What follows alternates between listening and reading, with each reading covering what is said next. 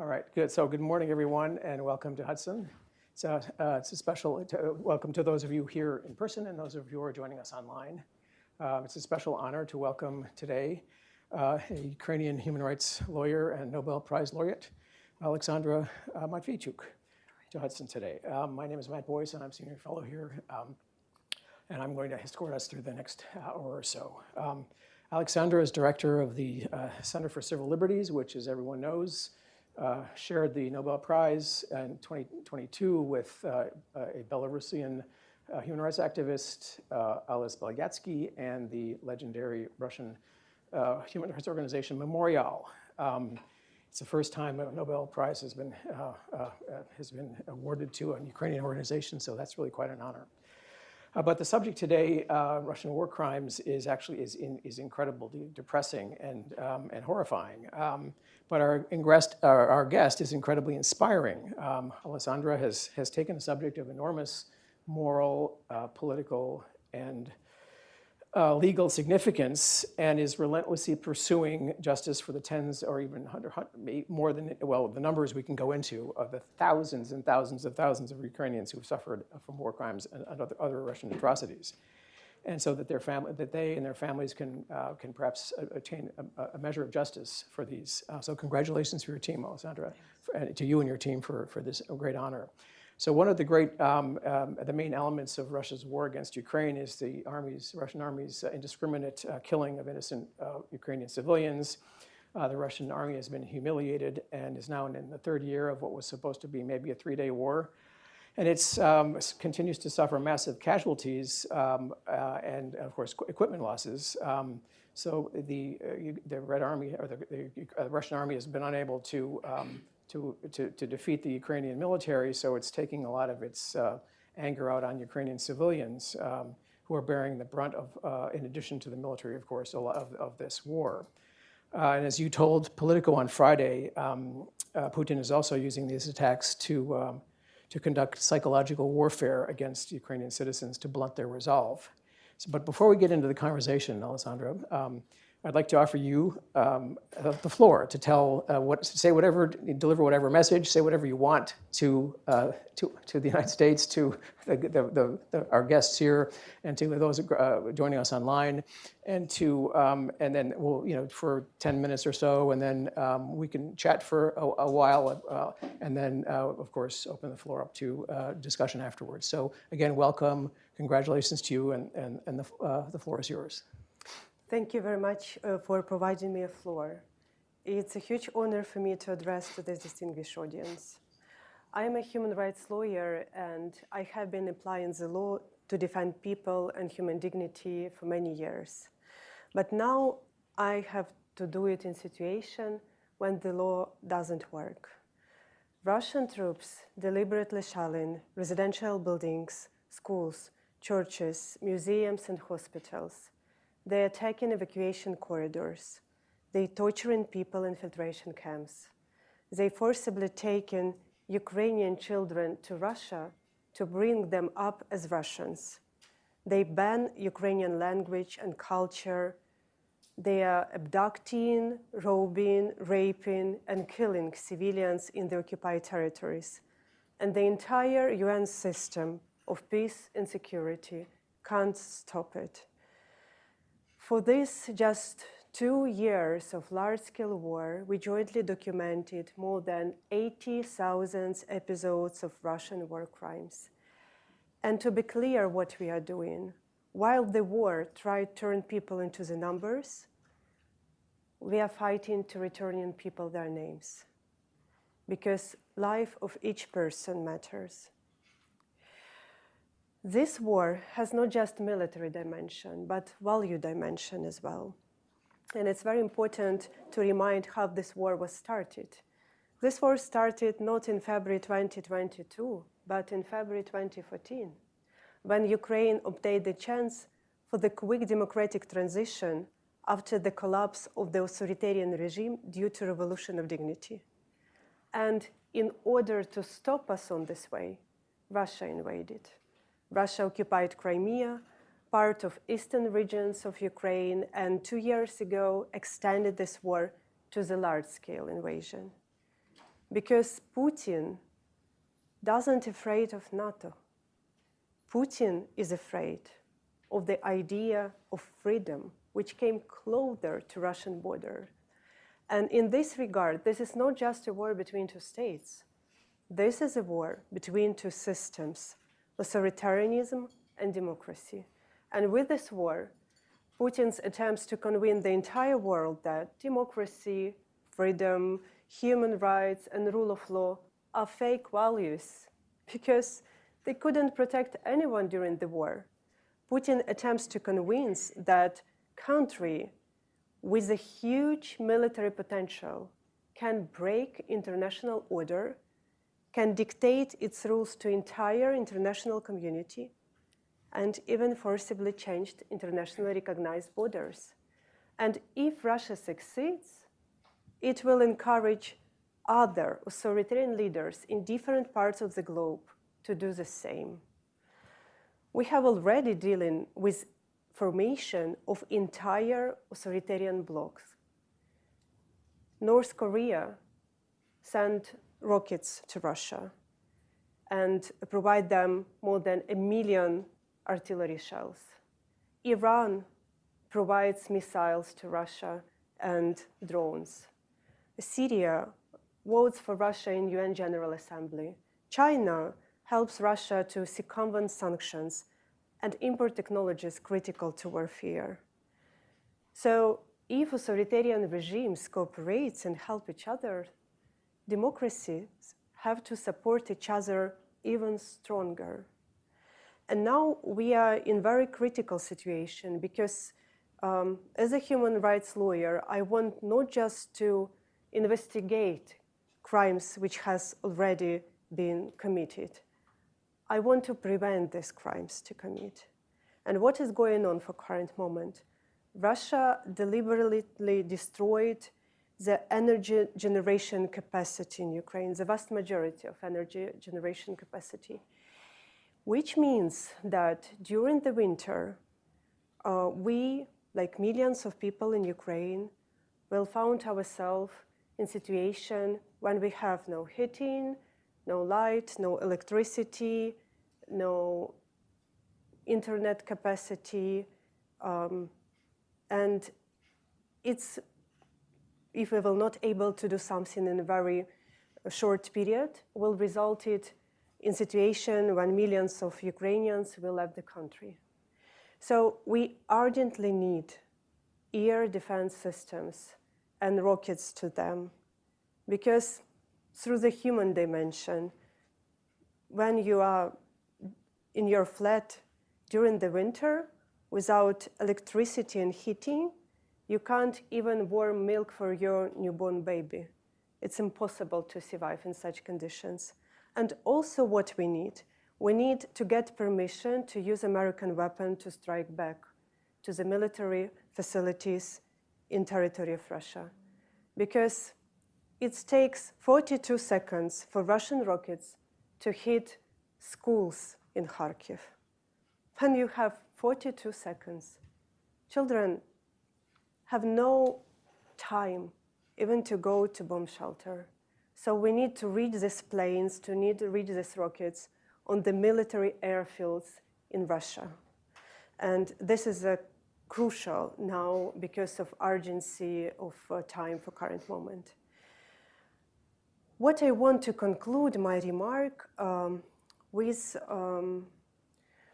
understanding that I don't know how historians in the future will call this period, but we happen to live in rather challenging times because the world order, which is based on UN Charter and international law, is collapsing before our eyes.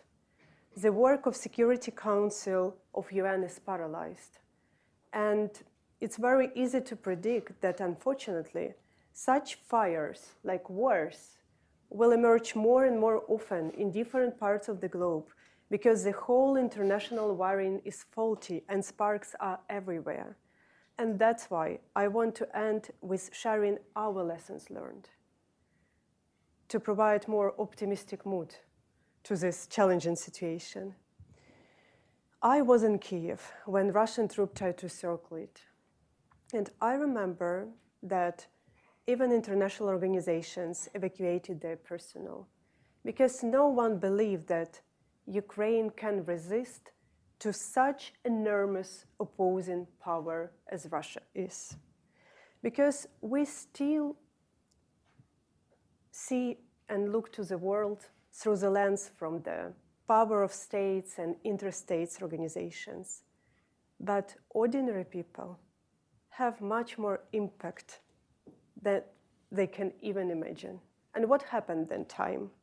When international organizations evacuate their personnel, ordinary people remained. And ordinary people started to do extraordinary things. It were ordinary people who took people out from the ruined cities. It were ordinary people who helped to survive under artillery fire. It were ordinary people who broke through the encirclement to provide humanitarian aid. And suddenly, the whole Russia plans to occupy Ukraine in 3 or 4 days collapsed because it became obvious that ordinary people fighting for their freedom and for their human dignity is much more powerful than even the second army in the world. And I will conclude my remarks with a sincere gratitude to people in the United States for your support and for your solidarity in this dramatic time of our history. We survived because of you and your help and help of other people from other democratic countries. Because when you're faced with enormous opposing power, it's very important to know that you are not alone being like a forefront between this battle between freedom and authoritarianism. We're extremely grateful, and we know that we are fighting for something which have no limitation in national borders, like freedom, and we know that there is another human quality which have no limitation in national borders, like solidarity. Well, thank you, Oleksandra. That's a very powerful sort of description of the situation, as well as the plight that Ukraine is in, and you've set the table for a conversation that I wanted to sort of probe you a little bit more on sort of the mechanics of what you do, because the subject is war crimes. And I mean, I was curious, you know, as you, the number, and so now thank you for mentioning the number 80,000, because the last number, I mean, I've seen all these numbers out there in terms of how many people are we talking about, how many cases are we talking about. It's actually mind-boggling. I mean, and of course, we probably don't even know the exact numbers, I would imagine, because, you know, I mean, it's a huge country and they haven't been recorded or haven't, but how do you, can I ask a question, a sort of a definitional question? So, I mean, are you sort of cataloging war crimes, atrocities, genocide? How exactly are you pursuing that? I mean, because the list of atrocities is so long. I mean, you know, where do you start? I mean, you know, you've got, in addition to all the other things you mentioned about, you know, this attacks on hospitals and schools, and, you know, there's the abduction of children and all the rest of it, and civilians. You've got or deportation of civilians and children. You've got the torture of, you know, you've got the castration. You've got the forced conscription. You've got the destruction of cultural heritage. You've got the use of human shields, sexual violence, mistreatment of prisoners of war. Targeting of, you know, of theaters, orphanages, I mean, schools, shopping malls, hotels, I mean, apartment buildings. The list goes on and on and on. In addition to the infrastructure, which is where Russia's trying to sort of bomb you into you know, a time where you know there's no light and heat, etc. So I mean, how do you handle these different types of atrocities? Both in terms of your efforts and from a legal standpoint, because it's such a big issue. How are you focusing on it, and how are you trying to kind of channel your energies and your resources into grappling with this complex issue altogether, because it may be necessary to make distinctions. You pursue some things and you don't pursue others. Where do you draw the line, and how do you collect your evidence? When large-scale war started, we united efforts with dozens of organizations from different regions. We built a national network of local documentators, and we covered the whole country, including the occupied territories. And we have an ambitious goal to document each criminal episode which was committed in the smallest village in each region in Ukraine. And working together, as I mentioned before, we jointly documented more than 80,000 episodes of war crimes. But this is just a tip of iceberg, because Russia uses war crimes as the methods of warfare. Russia deliberately provides enormous pain and human suffering in order to break people's resistance and occupy the country. So this is a conscious policy of Russian state. And the problem is that Russia committed all these crimes before.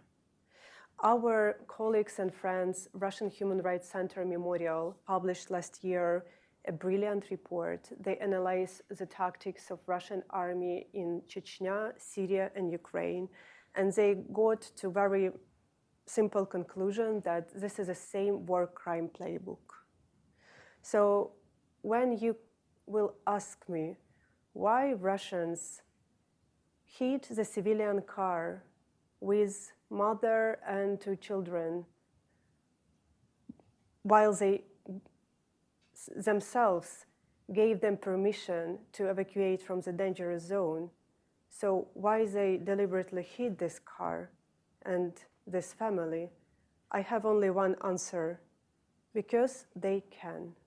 Because they enjoyed impunity for decades, committed horrible crimes in Chechnya, in Moldova, in Georgia, in Mali, in Libya, in Syria, in other countries of the world, because they have never been punished.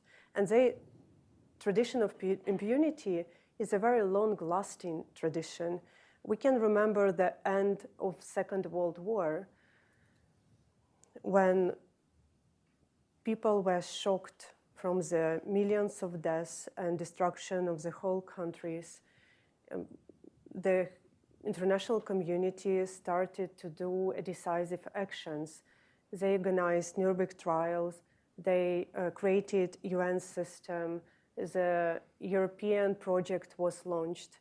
But in other part of the world, nothing changed, because Soviet Gulag have never condemned and punished for crimes against humanity, which Soviet Gulag made against their own people.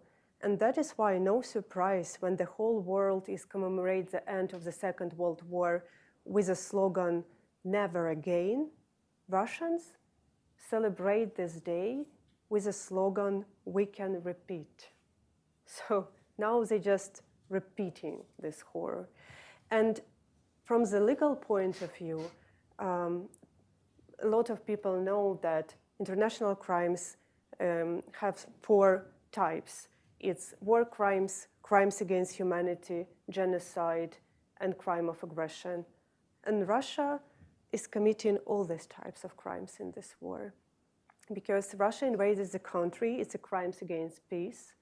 Russia committed war crimes and crimes against humanity. Let's mention this horrible network of illegal place of detention, where people, men and women, are subjected to illegal detention, torture, sexual violence, and killings. And I interviewed hundreds and hundreds of such people by myself for these 10 years of the war. And let's conclude that this war has a genocidal character, because Putin openly said that there is no Ukrainian nation, there is no Ukrainian language, there is no Ukrainian culture. For 10 years, we have been documented how these words converted in horrible practice on the ground, when Russian troops physically exterminate active local people in communities, like priests, journalists, children writers, teachers, businessmen, environmentalists, how they deliberately destroyed and robbed Ukrainian cultural heritage, how they forcibly taken Ukrainian children to Russia and put them in Russian re-education camps and then to Russian adoptive families in order to bring them up as Russians. So what is clear for people in Ukraine and sometimes is not clear for international community, that we have no other choice.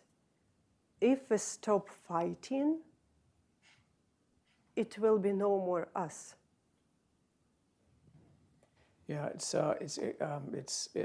I mean, so could we also get a little bit into the process here, because what you're doing is in terms of documentation and is so important in terms of eventually potentially bringing some of the perpetrators to justice, however difficult that might be. So you helped create the tribunal for Putin back in 2022. And then about a year later, the International Criminal Court issued an arrest warrant for Putin for the crime of unlawful deportation of children and unlawful transfer of population children from occupied areas of Ukraine to Russia. So, and this included his commissioner for children's rights, Maria Belova. So this makes Putin essentially a fugitive from justice. And I mean, but the ICC doesn't try people in absentia. So, so it is unlikely that he's ever going to surrender or be arrested by a cooperating government. And he travels to ICC member states. He's traveled 3 times to Tajikistan and once to Mongolia a few weeks ago, and none of those countries arrested him. In fact, he got a tremendous welcome in Mongolia. How do you deal with this dilemma? ICC member states who are theoretically obliged, or maybe even legally obliged, to enforce the sort of the elements of this institution of which they're members, and they he flaunts the law, and I mean, it's not just him or his commissioner for children's rights, but also other perpetrators. So how do you deal with this dilemma? I mean, is the ICC and other international bodies that are interested in this issue, and there are a bunch of them, in Europe. It's not just the ICC alone. Other courts are interested. Other institutions are interested. Are they being supportive? Are there other mechanisms other than the ICC process that might be applied to try to bring some of the perpetrators to justice, or get some element of that? I mean, we've seen how difficult the Milosevic trial was, and how long and expensive that was, and how unsatisfactory the outcome was, in a sense. But I mean, how do you deal with this incredible dilemma of you've got these institutions, and as you rightly, very, kind of eloquently described, are unable to perform the function that they were established for? Let me share my personal story. We was the first human rights organization who sent mobile groups to Crimea and to Luhansk and Donetsk regions to document human rights violation there. And this was a time when I started to work with testimonies of people who survived Russian captivity. They told me horrible stories, how they were beaten, raped, smashed into wooden boxes. Their fingers were cut, their nails were torn away, their nails were drilled, they were electrically shocked through their genitalia. They were compelled to write something with their own blood. One woman told me how her eye was dug out with a spoon. So we sent numerous reports to UN, to Council of Europe, to OSCE, to European Union. We tried to communicate this with different governments, but nothing changed. And now, after large-scale invasion, this evil multiplies and have occurred in new territories which Russia stole from Ukraine. So what the problem? Problem is that international architecture for peace and security was built in past century. And this architecture provides irrational privileges for certain countries like Russia. And that's why we now have a situation when this work of Security Council paralyzed, and a lot of governments have a doubt that probably we can do nothing with a country which has nuclear power and is constant member of UN Security Council, and so on and so forth. What these governments don't understand, they don't understand the power of justice. Because they think that justice is just about the past, like you have persecuted someone for those which has already been done, or justice is just about the future, because it's provided a strong signal to future that if you commit something similar, you will be persecuted. But justice have a power to change reality. Justice have a huge impact to present. Let me explain this with one story. When International Criminal Court issued arrest warrant against Vladimir Putin and his child commissioner, Maria Lvova-Belova, the head of Russian Today, Margarita Simonyan, appeared in one Russian show. We know Russian language, so we can follow. And she was furious. She told, I just met some Russian generals, and they told that probably we have to change our tactics of war because we'll be the next who will be prosecuted by International Criminal Court. She was so angry. She told how they can think about the possibility to be prosecuted by International Criminal Courts. They have just to be afraid to lose this war. But it works. What do I mean? When we start decisive legal actions, even if part of Russians will have a doubt that probably this time they will not avoid responsibility, because enough is enough. Probably this time they will not hide under this image of collected Putin. It will have a chilling effect to brutality of human rights violations. And because we speak about ongoing large-scale war, it means that we can save thousands, thousands, and thousands of lives. And let me tell a little bit about such decisive actions. If we want to prevent wars in the future, we have to punish states and their leaders who start such wars in present. This is a common logic. But in the whole history of humankind, we have only one such a precedent. It was Nuremberg's and Tokyo's tribunals. And it was victorious courts, because on Nuremberg trial, the international community tried Nazi war criminals only after their regime had collapsed. But we live in a new century. We cannot wait. We have our historical responsibility. We have to make justice independent of when and how the war will end. And because International Criminal Court has no jurisdiction of the crime of aggression in situation of Russian war against Ukraine, because International Criminal Court can't try people in absentia, we have to create a special tribunal on aggression and hold Putin and top political leadership and high military command of the Russian state accountable, and send the signal to the present that you will not hide, that enough is enough, that we will not tolerate anymore the crimes which you're committing.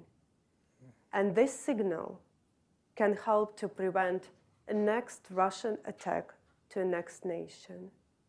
We live in not ideal world, and it's not first time when country like Mongolia broke international obligation. I can remind you that when International Criminal Court issued arrest warrants against President of Sudan, Omar al-Bashir, because of the genocide in Darfur, he also visited different countries. Part of them were members of International Criminal Court. Because International Criminal Court has no international police. International Criminal Court has no tools how to influence to states who violates the obligation. He can just apply to Security Council, which is blocked. He can just apply to General Assembly of countries, which is participants of International Criminal Court. But governments have these tools. Governments can clearly make the precedent of Mongolia, the precedent that if you violate your obligation to cooperate with international justice, you will be punished. There is no necessity for Mongolia to put red carpet and to make this visit so spectacular, even taking into account that all of us know that Mongolia is totally dependent on Russian energy.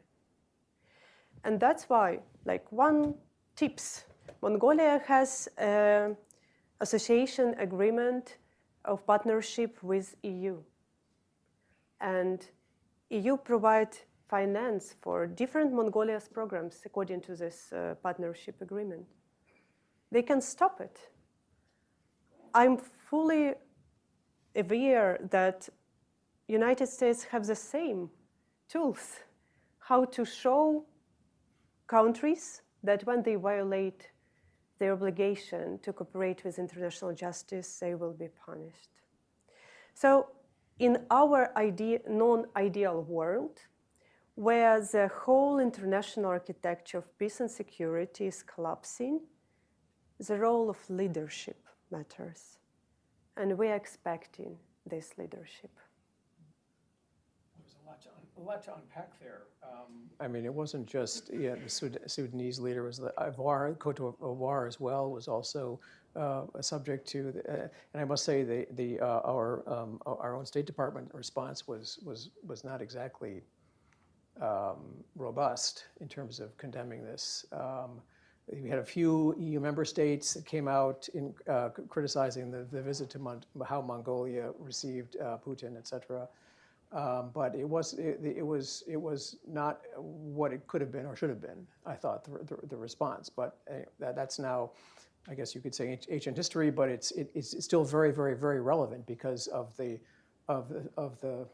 I wouldn't say silence, but the lack of response for this. And does the ICC, what's it like dealing with them? I mean, could you tell us a little bit about? I mean, are they going? I mean, are they also considering charges on attacks on infrastructure? Because I read something about that. I'm not sure. Is it true? I mean, what's it like dealing with them? And are they all in? Are they really kind of helpful, or is it another international UN, whatever international institution that is a bureaucracy and it's very cumbersome and difficult? And I mean, do you have any hope that this will, that this will actually, they will actually embrace this and become active in this because of the potential role it has for shaping the future? I was the author of first submission to International Criminal Court in summer 2014. And I went to The Hague to meet with the prosecutor and present the submission. And it was a first step to start this cooperation because when Ukraine submit declarations and recognize the jurisdiction of International Criminal Court, even not being a member of Rome Statute, civil society organizations have a right to submit materials to International Criminal Court to highlight some international crimes which needs to be investigated. And first 8 years of the war, frankly speaking, it was not very productive cooperation because we just submit these documents and just waiting. And I remember that in December 2021, the previous prosecutor, Fatou Bensouda, finally told that, okay, we examine all materials, and we have a reasonable ground to say that Russia committed international crimes, and International Criminal Court has an obligation to investigate such kind of crimes. But then it was a year of delay, without any move, without any explanation. And let me remind you that the full investigation started only when the large-scale invasion launched, when 39 countries applied to International Criminal Court and asked International Criminal Court to start such investigation. Now, situation has changed for better. International Criminal Court sent the biggest prosecutor groups in the history to Ukraine. They have a very intense cooperation with Office of General Prosecutor, and showed a very good result, because you mentioned this second case against people who organized the deliberate destruction of energy infrastructure. So the first attack started in November and December 2022.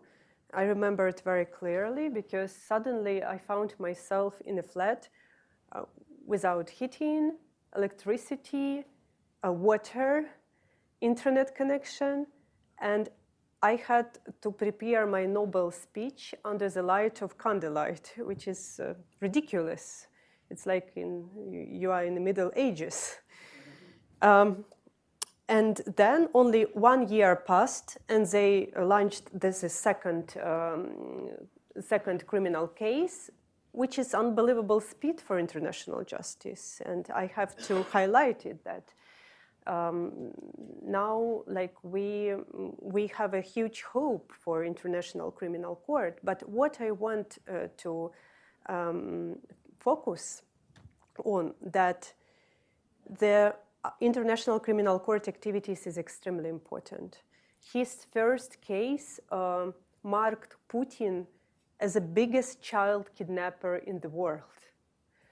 And you can have different geopolitical interests, but you can't take into account that when you shake Putin's hands, you shake in hands with the biggest child kidnapper in the world.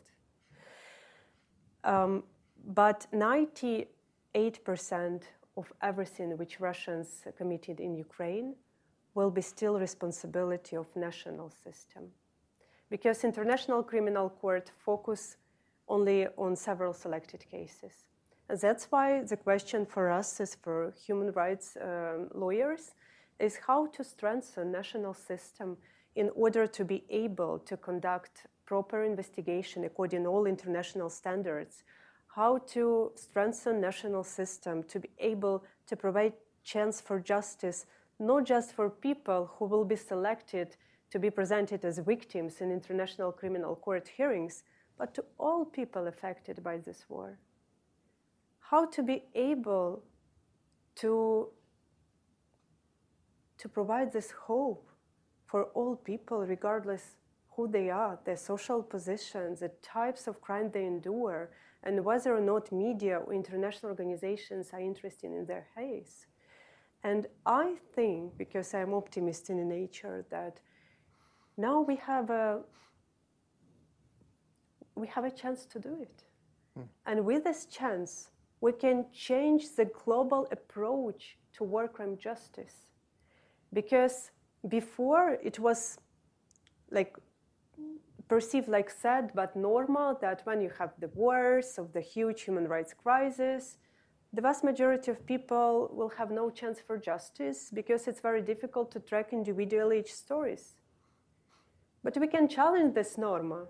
Now we have a digital instruments to investigate what happens, to collect evidence, to identify perpetrators, to communicate with people in occupied territories, which we can't even dream 30 years ago during the Balkans War. We can change this norm. We can change a global approach to war crime justice. And Ukraine can become a first precedent for these positive changes. Well, there was actually one flicker of positive news when that South African court ruled that this would actually be that ordered Putin's arrest if he did go to South Africa for the BRICS summit, and then he didn't travel. So I don't know if there's a cause and effect there, but there are glimmers of hope here and there. But I mean, okay, so how, I mean, what is there anything else that the United States government could do, that civil society could do? That, I mean, do you have any messages to them, or to appeals, anything in particular that you mentioned leadership in your opening statement, but is there anything more concrete that would help you and your team and those who are involved in this to advance their cause and for the future? United States can do a lot. But let me focus on some concrete issue. Being a human rights lawyer, I'm not diplomat, I'm not politician. I'm a person who directly deal with people affected by this war, with people who went through the hell. And I always try to return the human dimension to the table during the sharp geopolitical debates, what has to be done to end Russian war in Ukraine. And first, what I want to emphasize, that I understand clearly what this war is about. I mentioned this value dimension, and that is why United States of America has to keep this moral stand and to support Ukraine.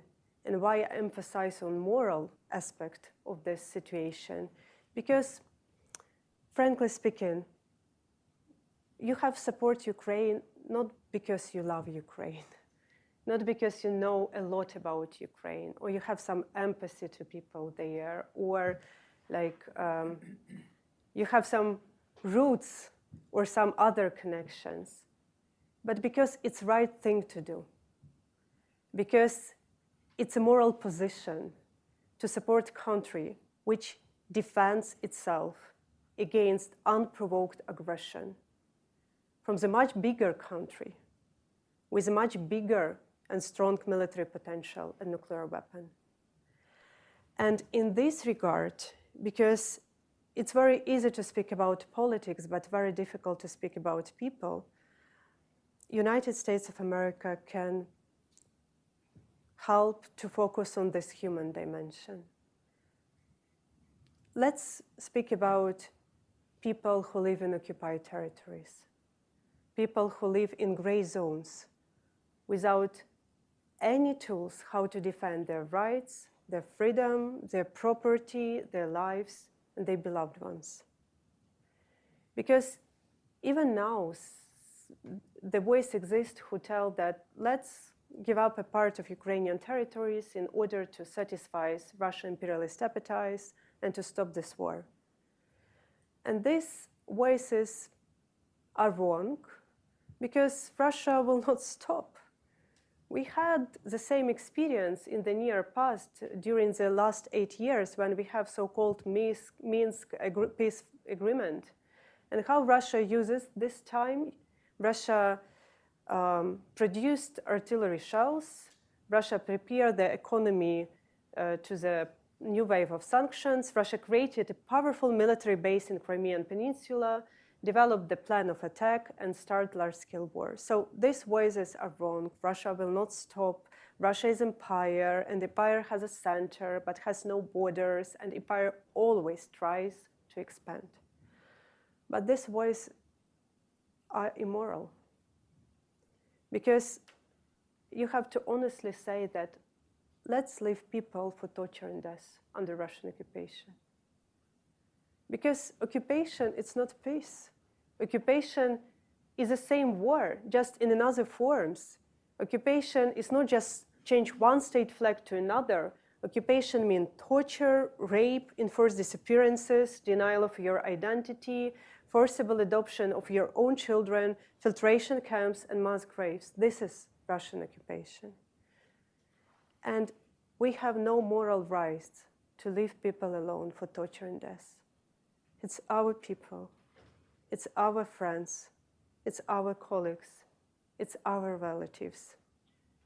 First and foremost, we're all human beings, and we can't behave in such a way. Well, we're getting starting to get close to the Q&A period. So, I mean, on the question of what the USG could do, I mean, I know the USG has been somewhat reluctant to get involved in some of these, war crimes issues because of one of the reasons why the United States is not a member of the ICC, because of the potential that it could be turned around against the United States. But I mean, is there any movement at all in this, or is this because the case you make is a very powerful one, and I think there are a lot of people in the United States who are very sympathetic to your case. But then you have parts of the bureaucracy that are thinking in other terms. Are you seeing any movement at all, or is this still just like you don't expect much from the USG in terms of support? We need a strong voice of United States of America to say that let's establish such special tribunal on aggression as international court, and provide the special tribunal a power to overcome immunities which Putin has according to international law. We need a strong voice of United States to say that let's provide Ukraine a possibility to strike back and to hit military facilities in territory of Russia, because our goal is not just to investigate crimes which have already been committed, but to prevent a genocide. We need to have a strong voice of United States to say that regardless what you think about Ukraine, it's a right thing to defend democracy. And democracy must win wars, because only spread of freedom make our world safer. Good. Okay. So we've got some time left still. Any last parting comments or whatever? Last comments before we begin the discussion? Probably I will do it at the end of discussion, and now we'll provide a chance for Okay. Well, thank you so much. Conversation. So all right. Now we have opportunity for our guests to ask whatever they wish of our guest. Does anybody have anything? Sir? Is there a mic? I think there is, yes. During World War II, the people of Germany claimed they had no idea what was going on in the extermination camps. Do the Russian people have any idea what's going on in Ukraine, or is it all covered up? It's a brilliant question. Let me answer to this question with this analogy from time when Germany was under Nazi ruler. One foreign journalist, after the collapse of Nazi regime, arrived to German city where the concentration camp was located. And he asked people, do they know about the horror and atrocities which was conducted by Nazi in this concentration camp in their city? And they answered, no, we don't know.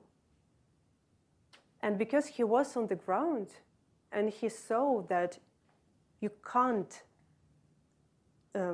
not notice this concentration camp because they have this chimney and the wind put the blow to the city.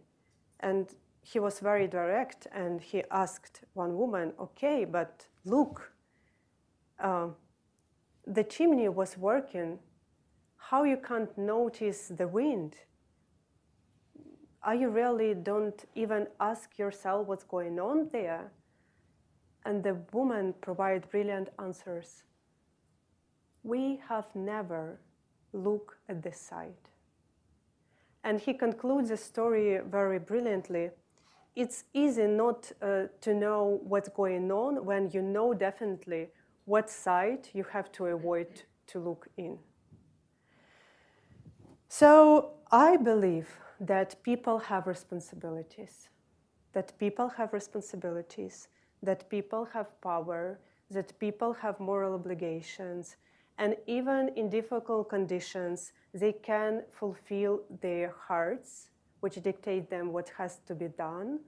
And this was brilliantly captured in Václav Havel, as a famous dissident from Czech Republic, quote, that hope is not a confidence that everything will be good, but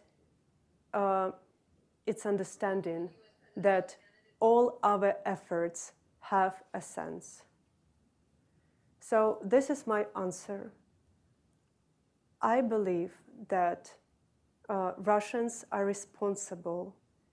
They have to stand up their voice. They have such moral obligations. And they have responsibility for this shameful page of their history. Dan? Thank you for being here. Oh, You said your work is on documenting this war crime of atrocities. Do you cooperate with state institutions to have, let's say, to use your work? Sure, because we have no capacity to conduct investigation on each 80,000 episodes. That's why we closely cooperate with International Criminal Court. We provide our information to International Commission on Inquiry, which was created by UN Human Rights Council. We worked with OSCE Moscow mechanisms, and we provide information to Office of General Prosecutor. And for current moment, the Office of General Prosecutor officially investigated more than 140,000 crimes, which is a huge amount. Which this number shows that Ukraine needs support, because it's impossible to investigate such a huge amount of crimes without international support, even for the best national system in the world. Ukraine is not the best national system in the world.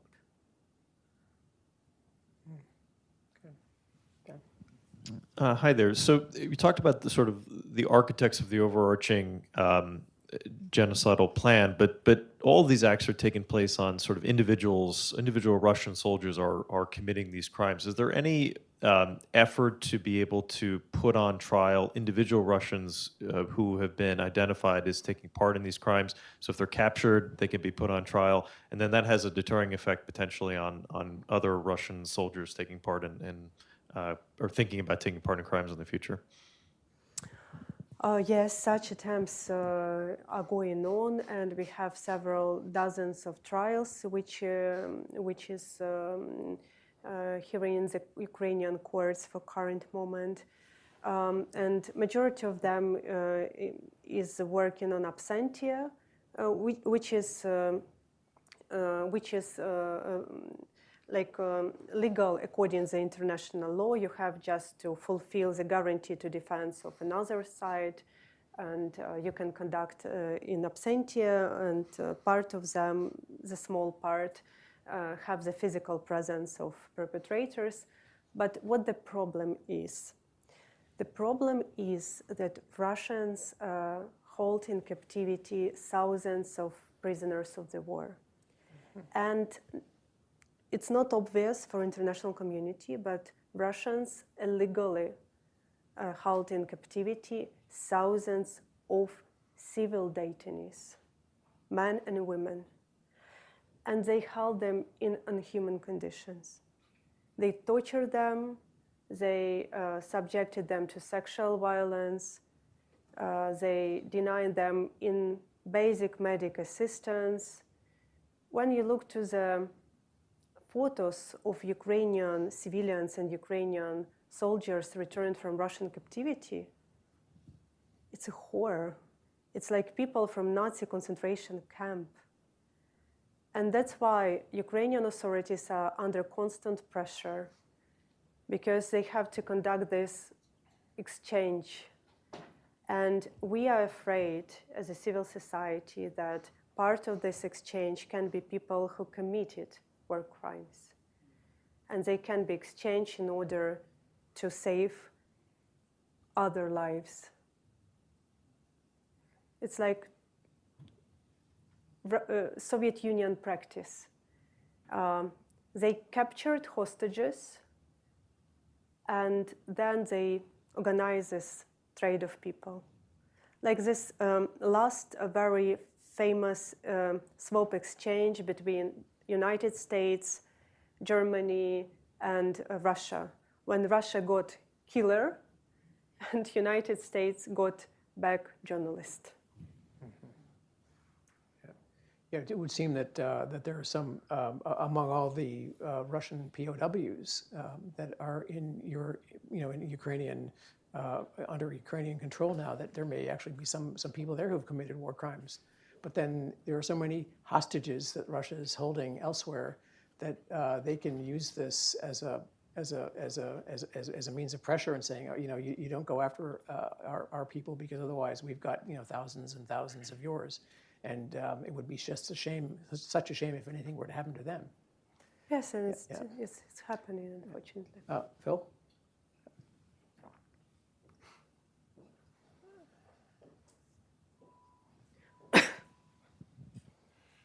Thank you for your remarks, delivered with great moral authority and new information.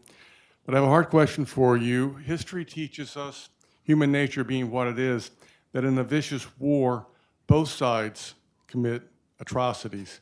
Are you concerned, do you have information about any Ukrainian atrocities committed against the Russians? Thank you for this question. We have been documenting war crimes for 10 years. And we documented these crimes regardless of the sides. Because we are human rights defenders, and we protect a human being and the law principle in this war. And that is why I can assure you that the vast majority of crimes which is collected in our database is crimes committed by Russian army.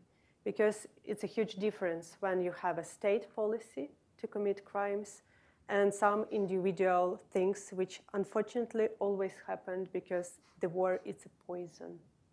The war is a poison, and war probably is the most horrible thing which just can happen in human life.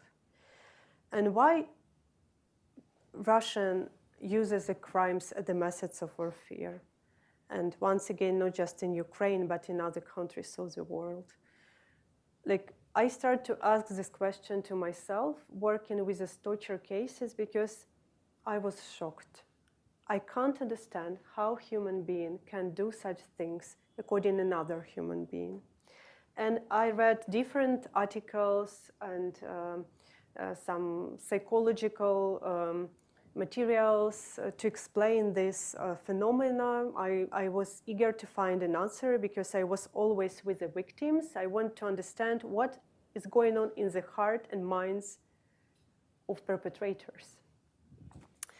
And I can explain my finding with one sociological experiment. It's scientists' experiment, but rather cruel. They beat the animal with electricity while this animal tried to eat something. So anytime, if I remember, it was a dog, when the dog tried to eat something, this dog got beaten in with electricity. And its result to situation, horrible situation, when this dog decided to die in hunger pain, but not to do any attempt to survive, because the dog just wanted to avoid this constant beating of electricity. And this phenomena was named by scientists learned helplessness. Learned helplessness. So I have impression that Russians multiplies this experience in the frame of the whole country. They deliberately hit residential buildings. They deliberately hit hospitals. They deliberately hit schools. They want us to be in so horror, in so pain, that we have no energy to resist. The last months, they hit the biggest children hospital in Kyiv, which treat children with cancer. And it was a horror for all people, regardless whether or not they have relatives there. I remember that a lot of people in Kyiv came to this place to help rescues, to work with rebels, not because they need a lot of assistance, but because it was like natural response of human being that we want to overcome this learned helplessness. We want to do something. But what Russians don't understand, and I will conclude on this, they don't understand that we are different nations. And when they felt they're victims of their own Russian propaganda. When you open any sociological survey about Ukrainian people, about their values, Ukrainian people always put freedom in the first place of hierarchy of values. And this, like, natural intent of freedom-loving people help us to overcome the pain and to not to be intent to this learned helplessness. Any last questions? Sir. Thank you for your insight. I know you briefly mentioned that Russia is targeting kind of religious leaders and destroying churches. Do you believe there's a spiritual dimension to the invasion? I see a very cynical goal. Russian church under the constant control and total control of Russian state. This March, Russian church organized this all-Russian gathering, and they told, this is a holy war. You have to go into fight in Ukraine, and the whole Ukraine territories has to belong to Russia. So it's not about religion anymore. When the top religious figures of the church named the war as a holy war. So it's about policy. And when Russians occupy territories, they deliberately destroyed religious life in these territories in order to transfer all churches and all believers to Russian church. So it's just cynical goal. And this cynical goal resulted in horrible religious persecutions in occupied territories. Several months ago, we worked on case of the father Stepan Podolchak. He was a head of church in one town in occupied part of Kherson region. Russians came to his house and took him away barefooted with a bag on his head and make everything in his home upside down. And after 2 days, they told to his wife that the pastor Stepan Podolchak was died. They tortured him to death. And his wife and his surrounding told that they did it because several times before he refused to transfer his church to Russian church because he told, I can't break my oath and my congregation. So that is why Russians not just deliberately destroyed churches, temples, synagogues, mosques, and other religious buildings. They tried to liquidate the religious freedom in occupied territories just to have this vertical and only one church domination. Good. Any last questions? Well, if not, then thank you, Oleksandra, for joining us and for your powerful comments. We wish you well, and we wish you success in what you're doing. And we stand in enormous sympathy and support for the Ukrainian people who are resisting this unbelievable attack on your existence. Thanks. So may I just offer my own applause, and if anybody else would like to join me, please feel free.